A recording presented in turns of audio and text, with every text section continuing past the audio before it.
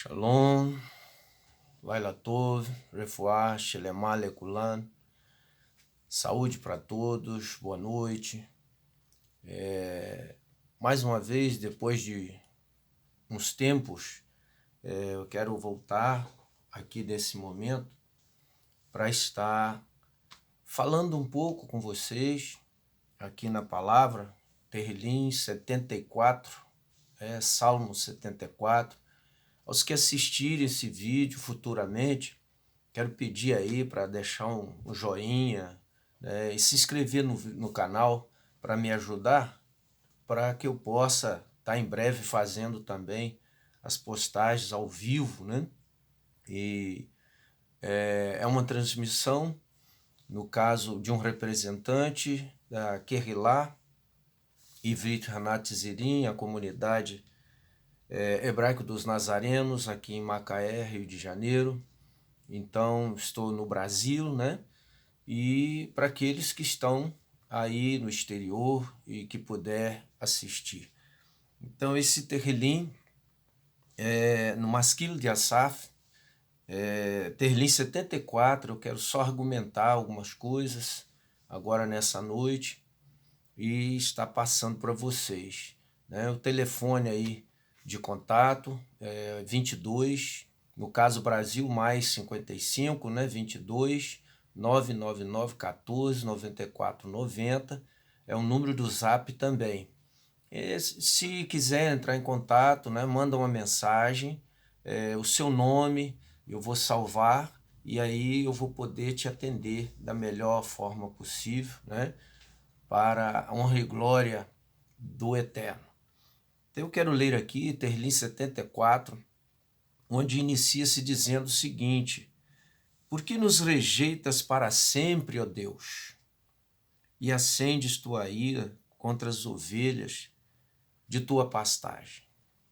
Então eu quero estar realmente aqui falando um pouco sobre isso, porque essa pergunta ela abrange uma preocupação.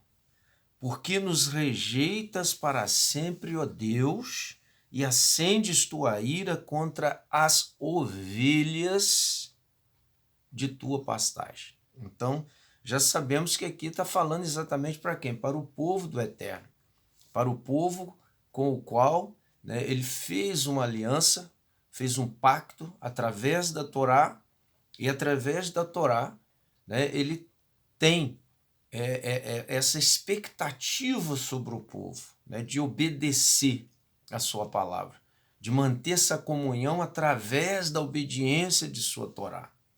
Mas aqui o povo, né, pelo menos na representação de Asaf, que está dizendo aqui, por que nos rejeita para sempre, ó Deus, né, e acendes a tua ira contra as ovelhas da tua pastagem. Então, contra o seu povo, contra as suas ovelhas.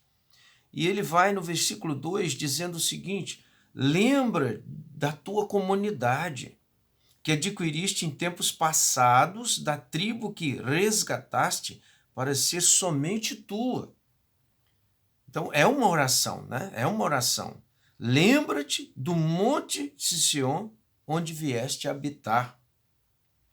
Apressa-te para estas ruínas intermináveis, para o santuário devastado pelo inimigo. Então veja bem essa situação, né? Que é praticamente uma oração falando da rejeição do Eterno, né, pelas ovelhas da sua pastagem, né, acendendo a sua ira contra elas. E nós estamos percebendo tudo isso nos dias de hoje. Eu já fiz alguns comentários, né, em tempos, em outros vídeos, relacionado exatamente a isso, no quanto que o povo do Eterno, o povo da aliança, passou por cima de conselhos, vamos colocar como conselhos do Eterno, de que quando entrasse na terra prometida, não fizessem aliança com os povos ao derredor deles, para que não aprendessem as suas culturas, né, as suas tradições. E nós vemos que isso foi algo esquecido pelo povo do Eterno. E hoje nós colhemos essa situação. Nós lemos aqui no versículo 3, apressa-te para essas ruínas intermináveis, para o santuário devastado pelo inimigo. O santuário devastado pelo inimigo. Que santuário é esse? Né? Nós sabemos que está relacionado profeticamente, né, aos templos que foram criados no nome do Eterno, que tanto o primeiro quanto o segundo foram destruídos, né? Foram devastados pelo inimigo, e isso está ligado a essa rejeição de Deus acendendo a sua ira contra as ovelhas da sua pastagem. Por quê? Porque quebraram a aliança. Se mistificaram. E hoje se encontra essa mistificação na veste, se encontra essa mistificação, né, na própria Terra Santa, que hoje ela se tornou habitada até por ídolos, os quais o Eterno falou que não poderia existir no meio do seu povo. Mas por causa das alianças, nós vemos o quê? Essa transgressão dando os resultados, vamos dizer, as consequências dessa desobediência através dos acontecimentos que nós estamos vendo ali no Oriente Médio, né? Então veja bem, o salmista nesta oração, ele fala da rejeição do Eterno e da ira de Deus se acendendo contra as ovelhas da sua pastagem. Mas o povo insiste em dizer, como algumas vezes falado por Irmeiarro, que é o profeta, né, Jeremias, para alguns que não conhecem, no caso, né, como Irmeiarro, e você percebe que alguns falavam, né, templo santo, né, é este. Né? Por quê? Porque insistem em se agarrar, né, a uma descendência que deixou de ser a descendência espiritual. Eu fiz esses comentários há poucos dias, relacionando, né, a Avraham, a Yitzhak e Yaakov, que são os patriarcas. Mas nestes patriarcas, se você reparar bem, quando o Eterno menciona que em Avraham serão benditas todas as nações da terra, mas essa promessa, segundo, né, o que está escrito, fala-se de Yitzhak, não Ismael, né? Mas, não veio ali a partir de Ismael, né? Ele veio a partir de Yitzhak. Então veja bem como que Deus ele trabalha mostrando até uma diferença, porque o próprio Avraham, né, acabou tendo mais de uma esposa. E Yaakov, vocês sabem que teve mais de uma esposa. Mas Yitzhak, né, esse filho da promessa, né, que viria nele realmente cumprir a promessa das bem-aventuranças, né, em Avraham, de todas as nações da terra. Né, mas ela vem através de Yitzhak, dando o quê? Uma certa autoridade que, vamos dizer assim, define a Torá, né, como uma regra divina de mandamentos, conceitos, estatutos, juízos, né, que realmente Deus ordenou para que o seu povo tivesse essa aliança. O Eterno várias vezes argumentou: se vocês permanecerdes nos meus ensinamentos, né, obrar o que é reto diante dos meus olhos, né, então eu serei vosso Deus e vós sereis o meu povo. Então, é uma situação bastante complicada que nós estamos vendo. E quando o Eterno até diz a respeito da descendência, que o próprio Israel seria tomado de ciúmes porque Deus tomaria homens de outras nações para que pudessem fazê-los, de repente, enxergar, né, o erro que estão cometendo contra a própria Torá, que eles afirmam, né, estudá-la desde ali da meninice, né, desde criança, desde adolescência, aprendem Torá, né, mas vão se contaminando de pouco a pouco por causa dessa coligação com as nações ao derredor, né? Então, muita coisa que o Eterno diz que não poderia existir na Terra Santa, né? Na Terra Prometida, na terra que ele falou que realmente Israel haveria de habitar. E nós estamos vendo que isso está sempre voltando para a desobediência. Então, quando ele fala do santuário, né, realmente devastado pelo inimigo. Eu vejo isso também hoje o quê? Espiritualmente acontecendo, porque as pessoas conhecem, principalmente Israel, conhece Torá, né? É o povo que recebeu Torá. Mas nós percebemos hoje dizendo, por exemplo, que as roupas antigas não eram aquelas roupas antigas. Por quê? Porque insistem, né, em, vamos dizer, aceitar as vestes da moda, né? As vestes que o homem veio criando depois. E assim por diante, os próprios rabinos, né, que vão deliberando de acordo com aqueles que vão a eles, porque no próprio povo de Israel, uns escolhem o rabino ciclano, outros escolhem o rabino fulano, né, o rabino beltrano, para poder seguir eles. E dessa forma nós sabemos que eles estão seguindo o quê? A interpretação, né? E essa interpretação causa realmente um certo medo para mim, né?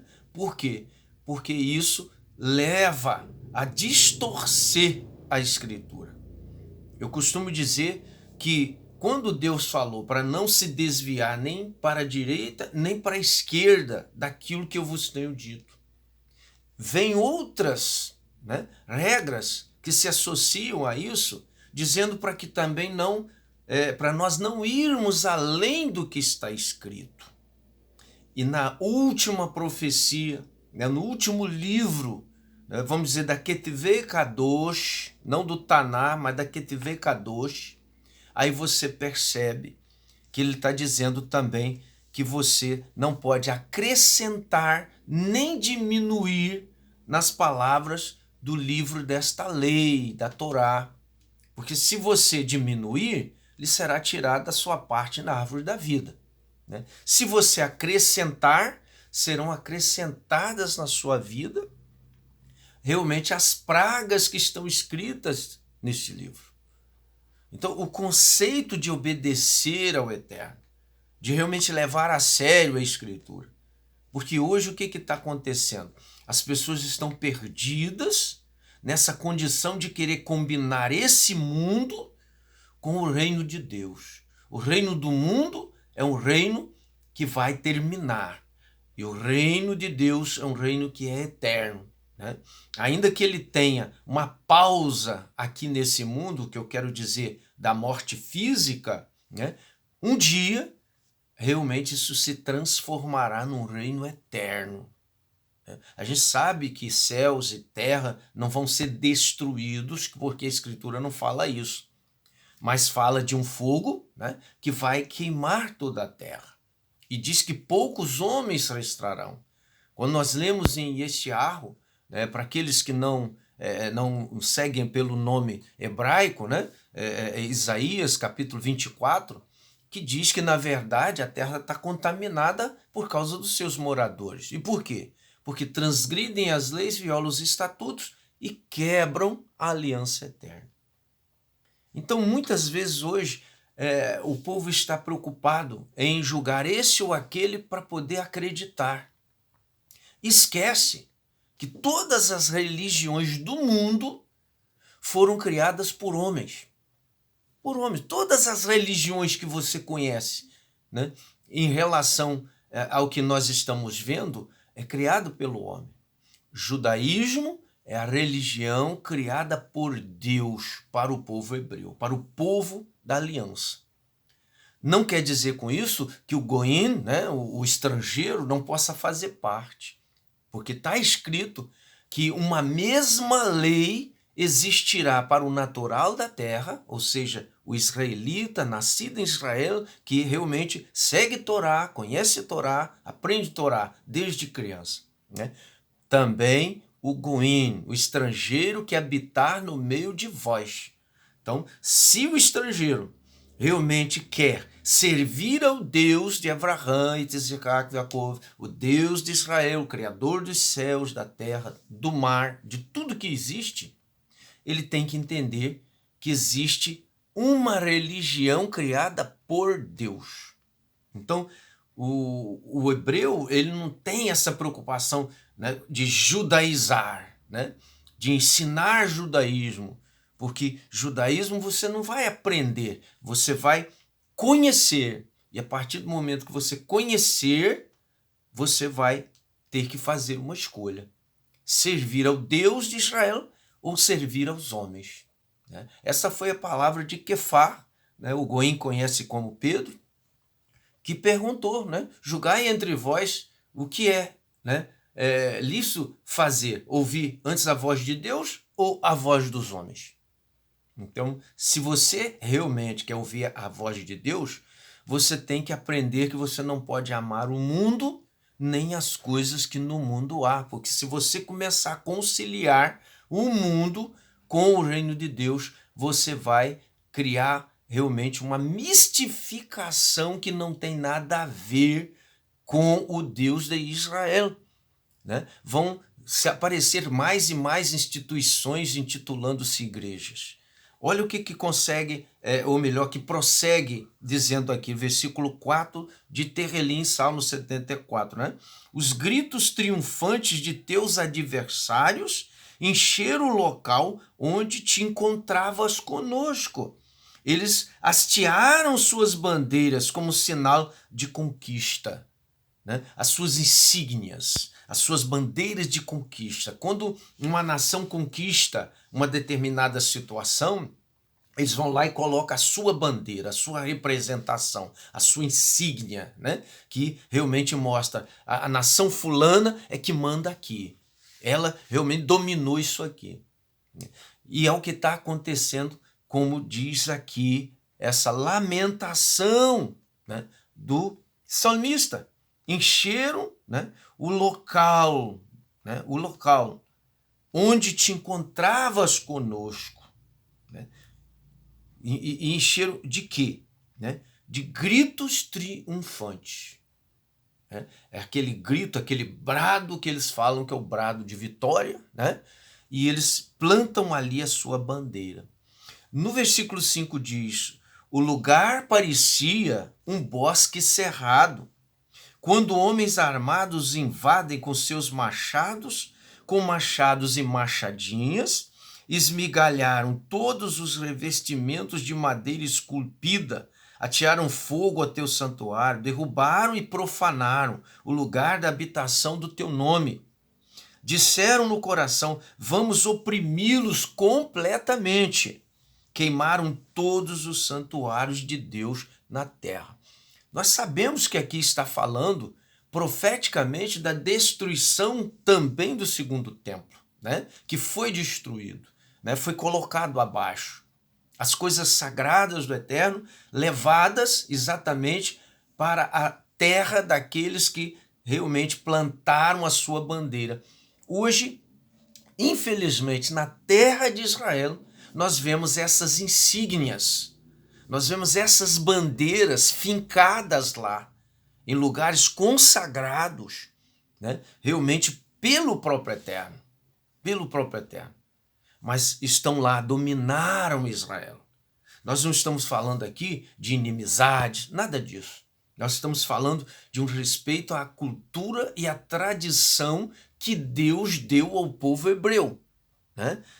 E que hoje muitas pessoas falam: o judeu, não é o judeu em si, ele só representa uma das tribos, né? Porque são 12 tribos. Não se resume na tribo de Judá, né? Da tribo de Judá, como alguns conhecem. Não. São 12 tribos. Então, hebreus, israelitas. Ou seja, todo judeu é israelita, mas nem todo israelita é judeu, né? A pessoa tem que realmente entender isso. E quando se fala de judaísmo, nós estamos falando da religião hebraica, da religião dos hebreus. Assim, por exemplo, como os muçulmanos têm o islamismo, né? Vamos dizer assim, nós vemos aí um povo, por exemplo, cristão, que tem uma outra bandeira, que é católico, na grande maioria. Então você vai observando essas situações, né? Mas o povo do Eterno, ele realmente segue o judaísmo, porque é a religião que o Eterno deu ao povo hebreu. Essa é a religião criada por Deus, né? Por isso é que Yeshua, certa vez, disse, né? Lá no capítulo 4 do Evangelho de Yohanan, conhecido como João pela sociedade, versículo 22, né? Vós adorais o que não sabeis, nós adoramos o que sabemos, porque a salvação vem dos judeus. Olha só. E por que ele falou vem dos judeus? Porque ele falou de uma tribo só? Não, porque ele estava falando do judaísmo. Ele estava falando do judaísmo. Ele não estava falando de nenhuma outra religião. Ele estava falando do judaísmo. Então veja bem, nós percebemos aqui que essas insígnias estão na terra de Israel.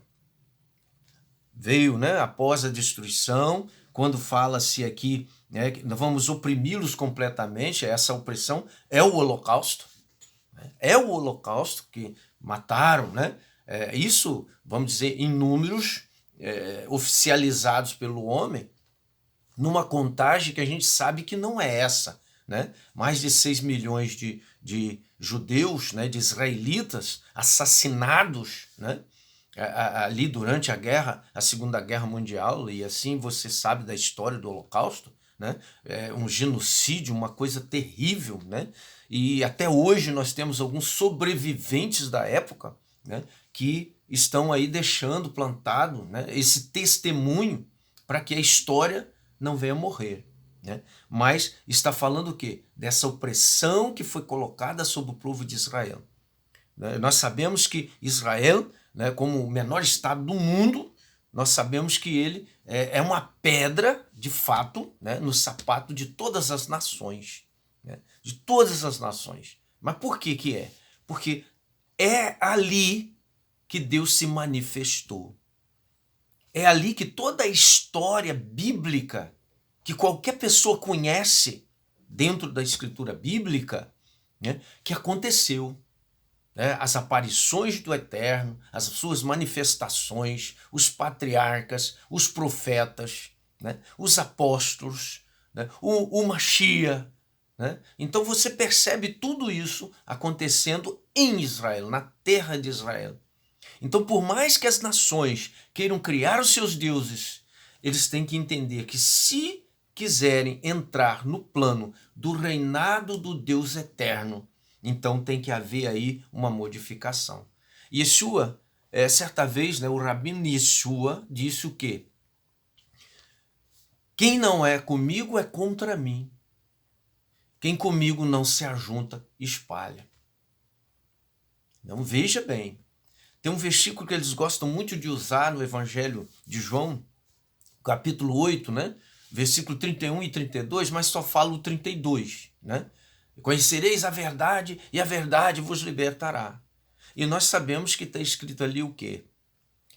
Versículo 31, se permanecerdes nos meus ensinamentos, verdadeiramente sereis meus discípulos, e conhecereis a verdade vos libertará. Eu sempre menciono, eu não sou dono da verdade, como eu não acho que exista nenhum dono da verdade na terra como homem. Porque o dono da verdade é Deus, é o Eterno, aquele que não erra, aquele que realmente tem a onipotência, a onisciência, a onipresença, é o Criador de todas as coisas. E é a esse que as pessoas não querem ouvir. Então, elas começam a jogar as suas responsabilidades em cima deste ou daquele homem. Né? Por quê? Porque querem manterem as suas fragilidades, os seus pecados, criaram uma graça que eu chamo de libertinagem, não de graça, porque muitas das vezes pecam, 1, 2, 3.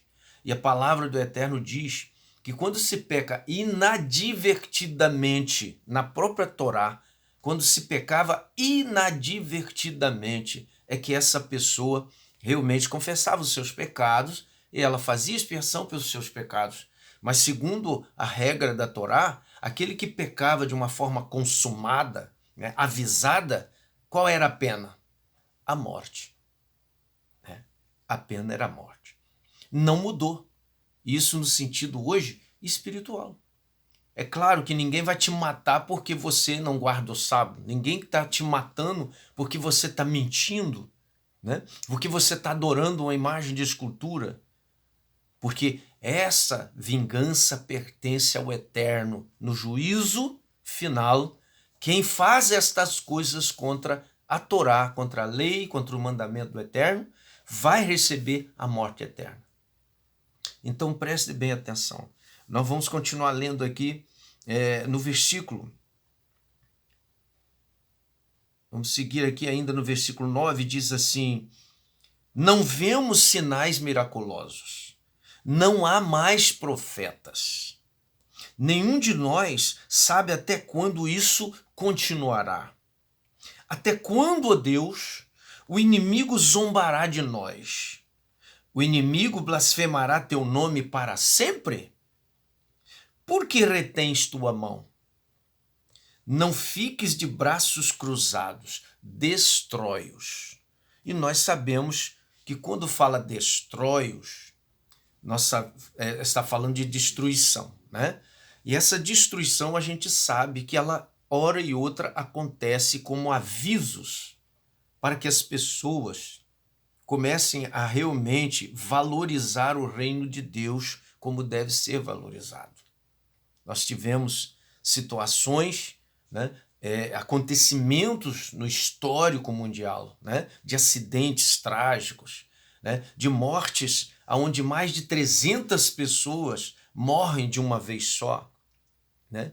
Isso não é só apenas uma tragédia, nós sabemos que é uma destruição. Né? Uma destruição. E por que acontece? Exatamente porque zombam do povo do Eterno e blasfemam o nome do Eterno. Olha só, blasfemam o nome do Eterno. Qual o objetivo de Satã? É realmente fazer com que os povos, né, com que as almas neguem o seu Criador. E ele está conseguindo. Por quê? Porque ele se transfigura em anjo de luz. Transfigurar de anjo de luz, as pessoas não só, né, obedecem a ele, como não percebem quem ele é de verdade. Prosseguimos ainda, né? Como diz, não há mais profetas, não há mais sinais miraculosos. Né? Engana-se quem quiser ser enganado, porque a Escritura fala, né, desses enganadores que fariam grandes sinais e que, se fosse possível, enganariam os próprios eleitos. Mas nós sabemos que esses sinais miraculosos, esses profetas que estão mencionados aqui em Terrilim 74, são os verdadeiros milagres e os verdadeiros profetas, e nós não sabemos até quando isso vai durar. Porque a cada dia a blasfêmia contra Deus aumenta. A zombaria contra o povo da verdade do Eterno também aumenta. Então as pessoas vão implantando as suas insígnias, com seus gritos, com seus machados, com as suas machadinhas, vão destruindo o santuário do Eterno. Prosseguimos ainda. Versículo 12. Deus é meu rei desde a antiguidade. Ele traz a salvação sobre toda a terra. Por tua força dividiste o mar. Na água esmagaste a cabeça dos monstros do mar. Destruíste a cabeça do Leviatã e o deste por comida às criaturas do deserto. Abriste canais para fontes e regados. Secaste rios perenes. O dia é teu e tua é a noite. Estabeleceste a luz e o sol. Determinaste todos os limites da terra e fizeste o verão e o inverno.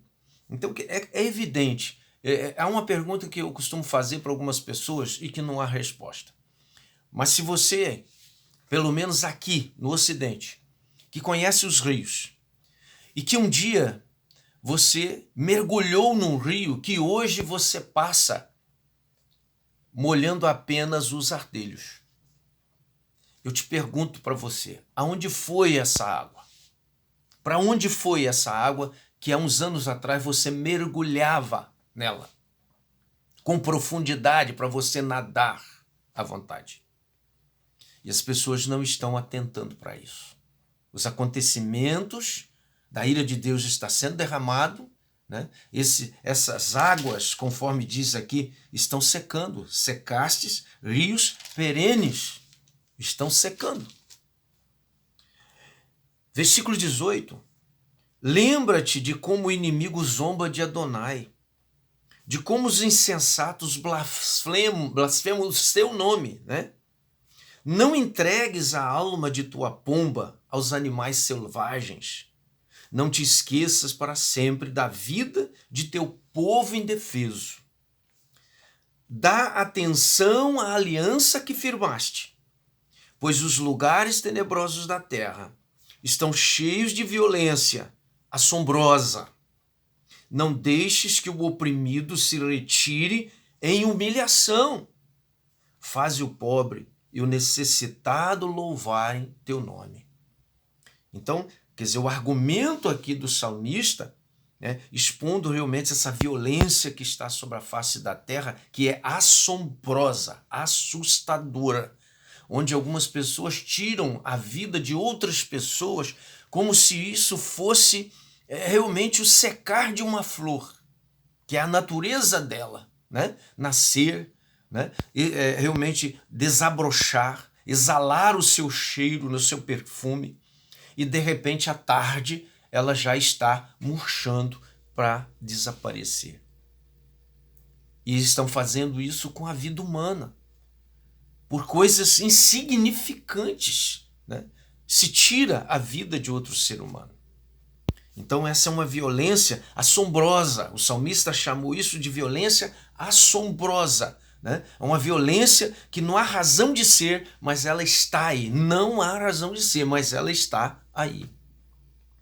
Então, essa blasfêmia é o nome de Deus.